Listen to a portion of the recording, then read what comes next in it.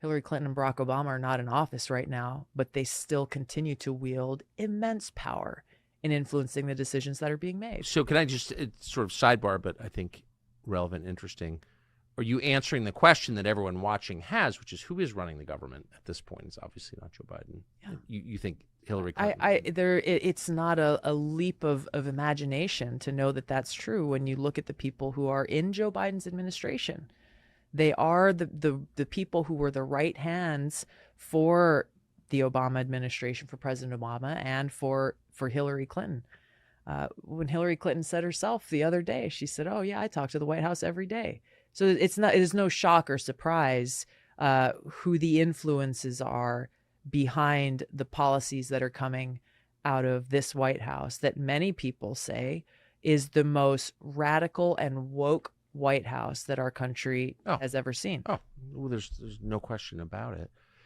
So, but as this was happening to you, I mean, I'm sure you didn't want to go to the White House Correspondents' Dinner. Good for you.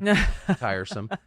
But on the other hand, it is a lot easier and much more pleasant to be loved than it is to be hated.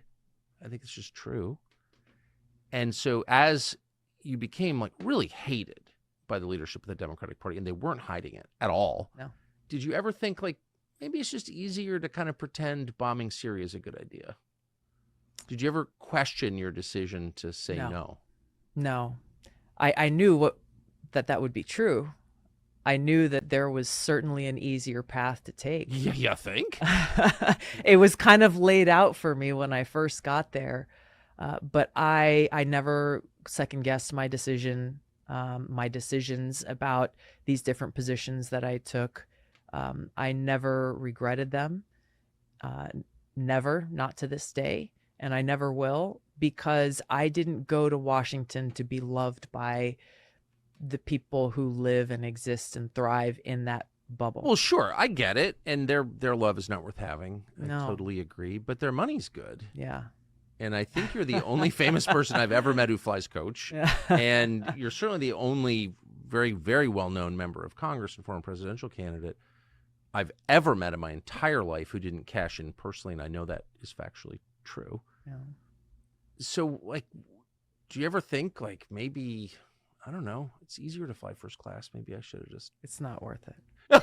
Okay. Good. It's not worth it. Do you think it's weird that we never talk about the money involved? Like, I just know that from living there. Yeah. And from knowing a lot of well-known people who've, become famous in politics. Yeah. And there's not one of them, not one on either side who's not in the top 1% for income, but you're not. No. Why doesn't anyone ever say that? Yeah, because it is the assumed norm. It's not the exception. What they're doing is the norm. So why would they talk about it?